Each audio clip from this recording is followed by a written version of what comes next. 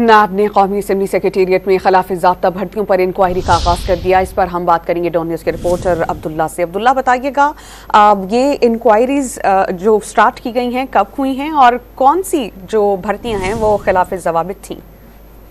जी बिल्कुल, नेब को साबिक स्पीकर असद कैसर और साबिक स्पीकर राजा परवेज अशरफ के दौर में जो भर्तियां है, नेब के ज़राए के मुताबिक ये 300 से ज़ायद गैर कानूनी भर्तियां जो कौमी असम्बली सेक्रेटेरिएट में की गई है।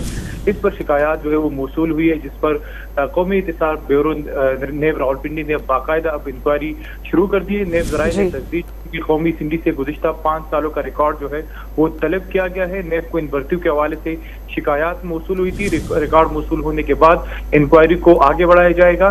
नेब ज़राए ने तस्दीक की कि पहले सिलसिले में कौमी असम्बली के आला अफसरान को तलब करके पूछताछ किया जाएगा, जबकि इसके साथ साथ अगर जरूरत पड़ी तो दोनों साबिका स्पीकर असद कैसर और राजा परवेज अशरफ को भी तहकीकात के लिए तलब किया जा सकता है। कौमी असम्बली को रिकॉर्ड फराम करने के लिए नोटिस नेब की जानिब से भेज दिया गया है। नेब ज़राए ने कहा कि कौमी असम्बली समेत जो दीगर बैनुल-अक़वामी टूर्स हैं, नेब उसकी भी तहकीकात कर रहे हैं कि क्या उनमें जो अफसरान है वो सही तौर पर बाहर गए या उनमें भी जो है वो कोई मेरिट की खिलाफवर्जी की गई है। तो नेब ने अब बाकायदा तौर पर इंक्वायरी शुरू कर दी गई। बहुत शुक्रिया अब्दुल्ला मोहम्मद, आपने अपडेट किया।